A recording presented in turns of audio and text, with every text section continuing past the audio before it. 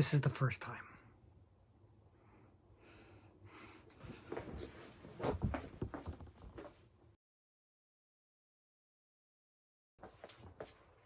Well,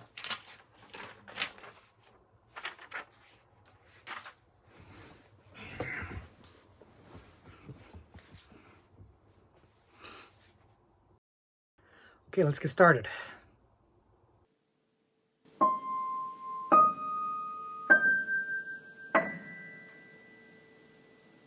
Hello, everybody, and welcome back to the Horror Movie Syllabus. My name is Professor Victor, and I'll be your host as we go through all the essential, noteworthy, interesting, and notorious modern horror films.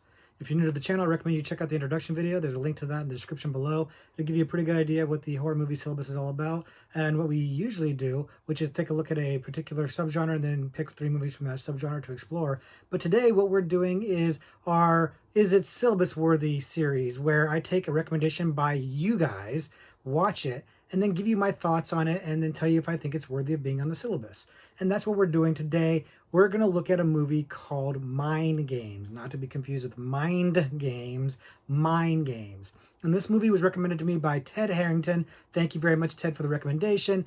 Ted gave me this recommendation in our time travel video, which gives me a bit of a clue as to what this movie is going to be about, because I knew nothing about Mind Games, nothing at all. And that's what I've been trying to do. I've been trying to go in as blind as possible, with the caveat that when I see something recommended in a particular subgenre, kind of have an idea that it's in that subgenre. But I don't think that really hurt Mind Games too much, and I'll get more into that when I talk about it a little bit more in the review. But I don't think that that was a big hindrance for this movie, knowing that it was a time travel movie per se, especially because I knew nothing else but that. But that alone is enough for me to think that I'm going to have a good time, because as I mentioned in the time travel video, I love time travel type movies, time loops, things like that, paradoxes. That's my jam. I really like that type of stuff. And Ted was kind enough to give me a litany list of movies that fit the bill. And this is the one I picked. I just kind of picked it at random. The name sounded fascinating, and, made sure there wasn't something I'd already seen, which I hadn't, and went with it. So, this is the movie I dug into. Well, what did I think of it? What did I like about it? What did I not like about it? And is it worthy of being on the syllabus? There's a lot to unpack in this movie, so why don't we go ahead and just get right into it, and let's start that review right now.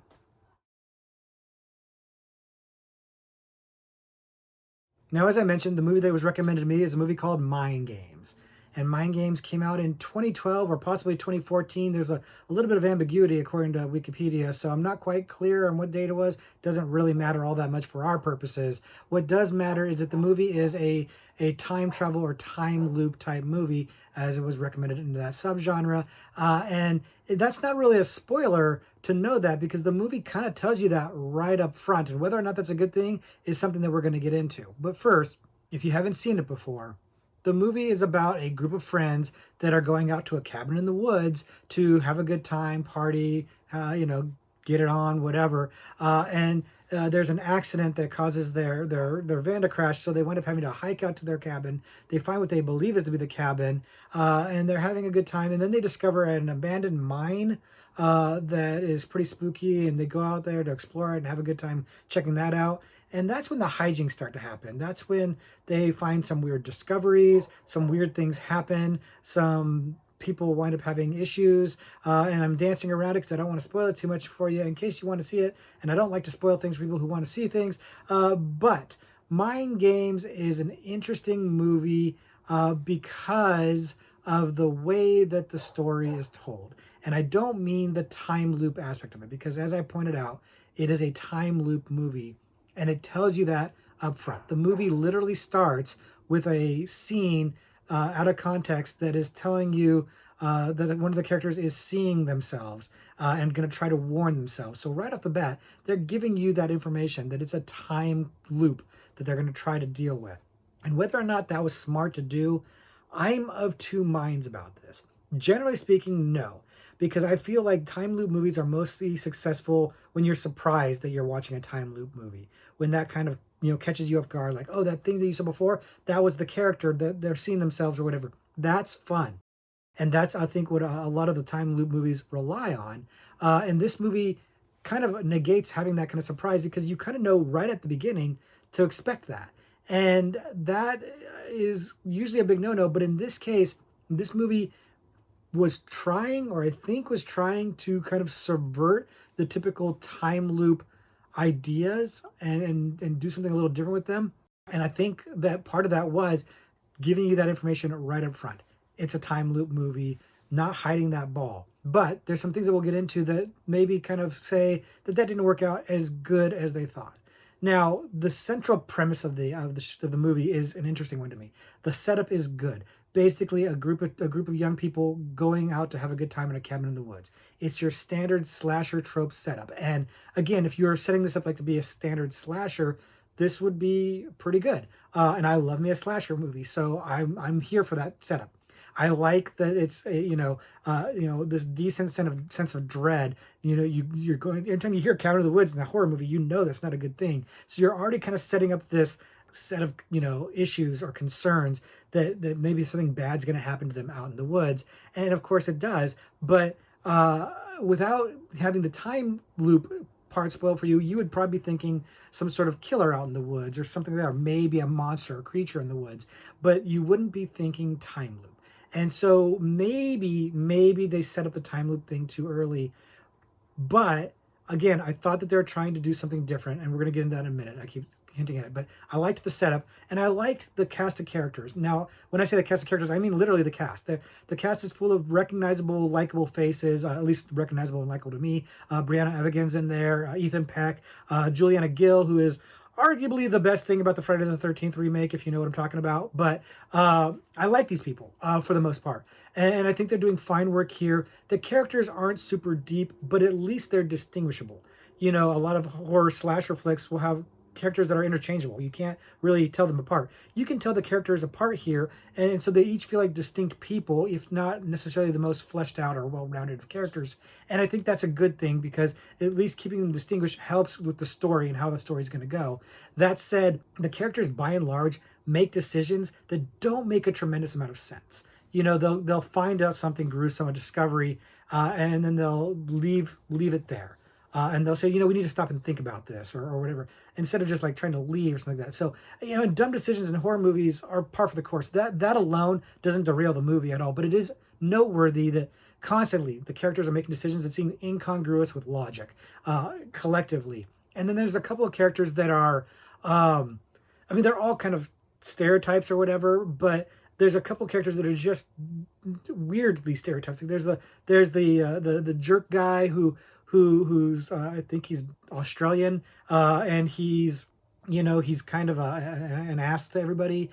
He's basically sexually harassing everybody's girlfriend, and they're just letting him because his dad died recently, and so that's why they're giving him a pass. And by the way, that plot point doesn't have anything to do with the movie at all. It just kind of lays there. So he's a weird character who's just kind of weirdly unlikable and acerbic, and it doesn't really mean anything. It doesn't have to be that way, but it does make him, different from everybody else.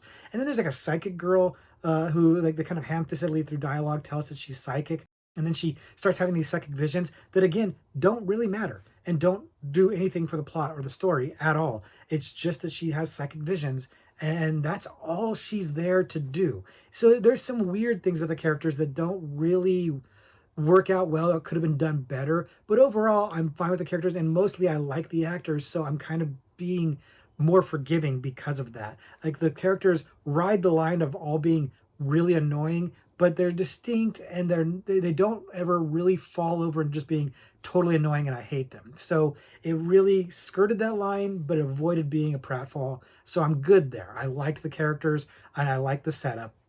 The thing I like the best about the movie, though, is that it's giving these explanations for what's going on other than a time loop.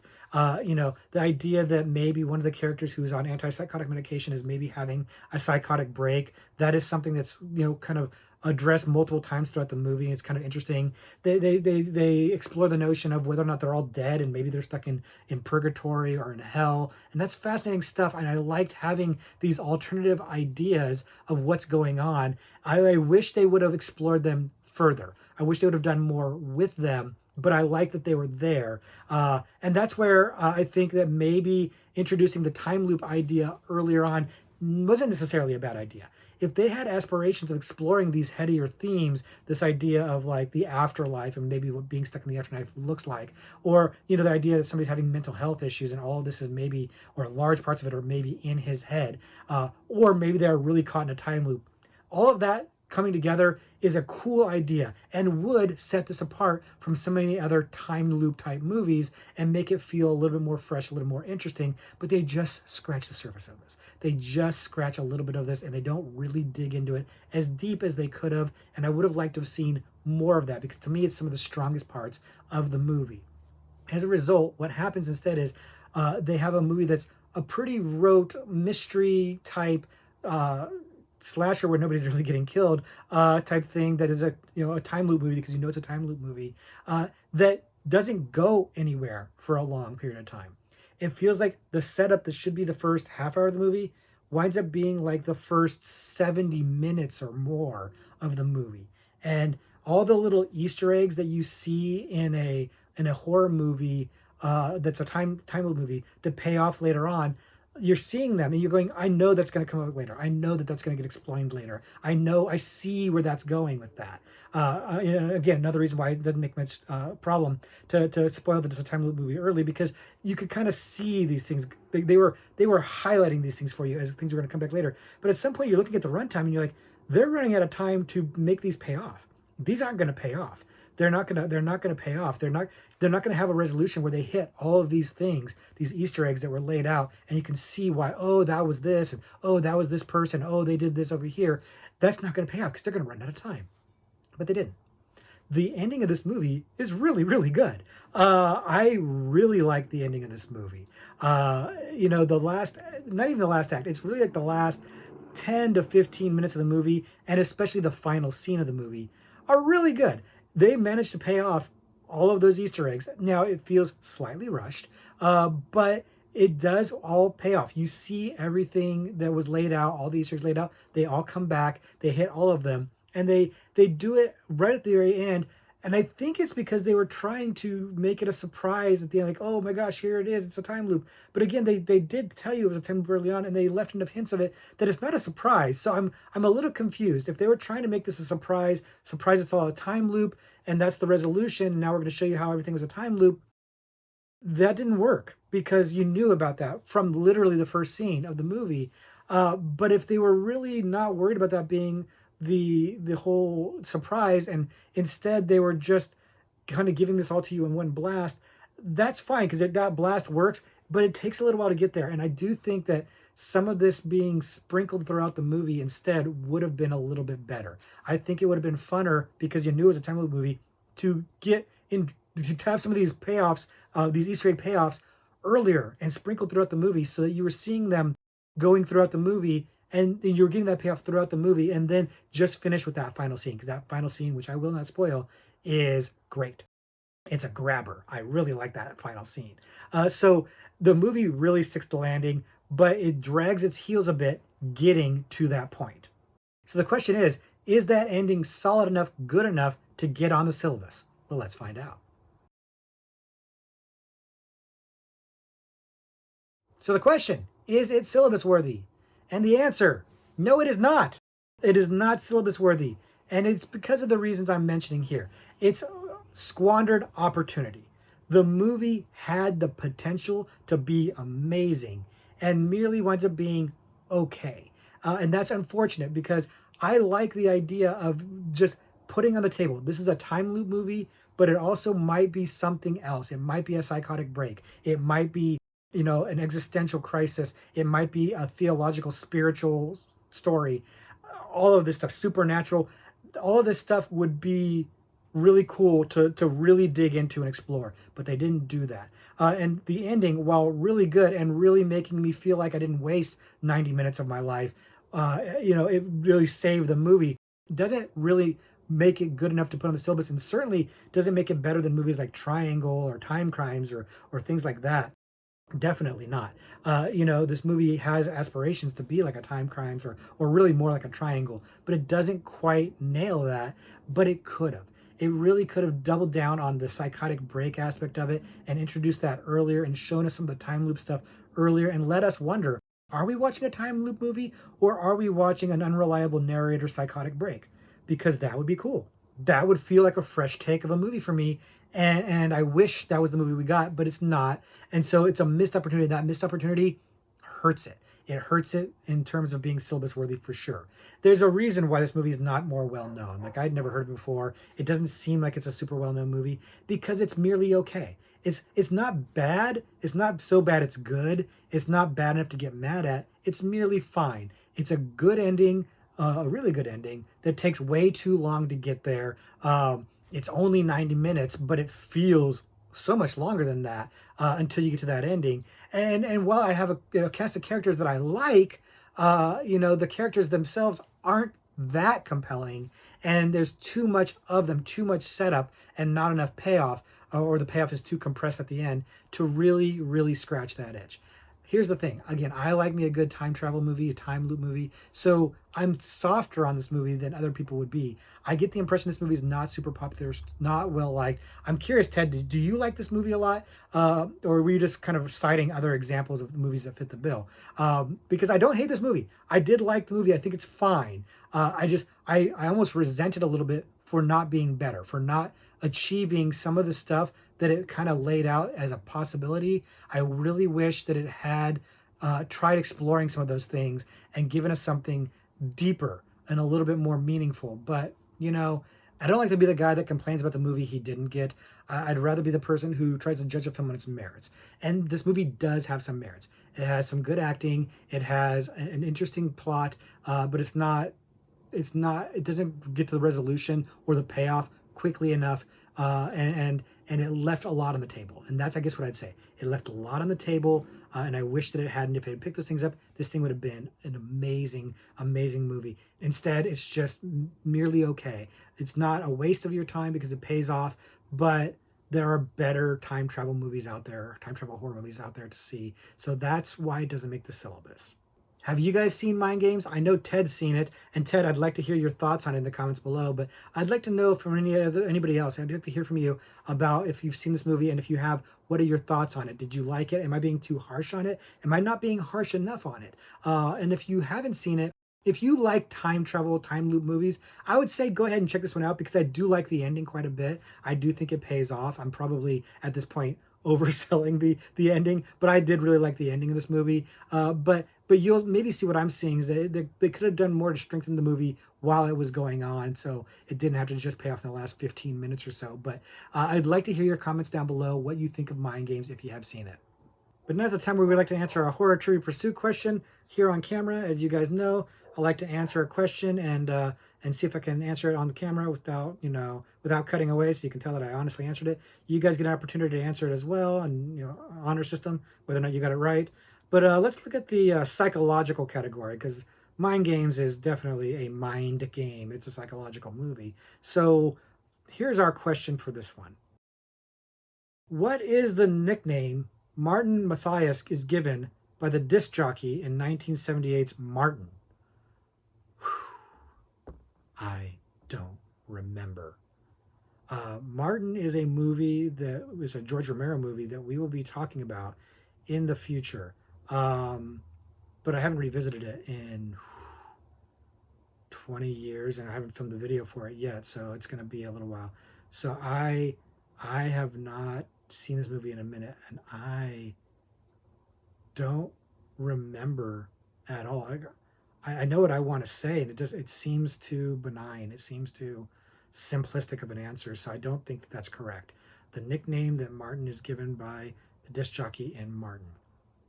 I got nothing here. I've got nothing at all. It's been far too long since I've seen this movie. It's a good movie. Again, we're gonna be talking about it in the future. And you know me, I love me a good vampire flick. So, I debatable about the qualification of that being a vampire movie. But anyways, I don't want to get into that until we talk about it. I'm giving you a little bit of time to think about it, come up with your answers as well. And I'm hoping that you come up with some interesting ones, if not the right ones, because I love hearing wrong answers in the comments. So if you don't get it right, but you have something funny, leave it for me in the comments below. My answer is not going to be very funny. I'm going to actually try to answer this question. And this is going to be something kind of dumb, and I don't want to cut, even though there's like a dog barking outside. And what are you going to do? This is live YouTube action for you. So I've prattled on long enough. Let's go ahead and give an answer. I'm going to just say Marty. I'm just going to say Marty, which is kind of a benign, dumb answer, but for some reason I think that's correct. But again, I do not remember this at all. It's just not there. So let's go ahead and see what the answer really is. And the answer is the Count. And as soon as I hear it, it comes back to me. Yes. Okay. Yeah, and that makes sense. It makes a lot of sense. You know, and I'm gonna revisit this movie when I do the Marty video, the Martin video, and I'm gonna feel dumb when I watch it. I'm certain of it. I'm certain of it. So did not prove my Professor Medal this week. Did you? Did you guys get this one right? Have you guys seen Martin? Let's not get into it too much because again, we're gonna talk about it in the future. But let me know if you got it right, and if you got it wrong, hopefully you got funny answers. All I could think of was Marty McFly, Martin.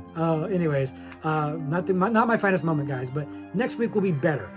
So until then, let's go ahead and just say class dismissed.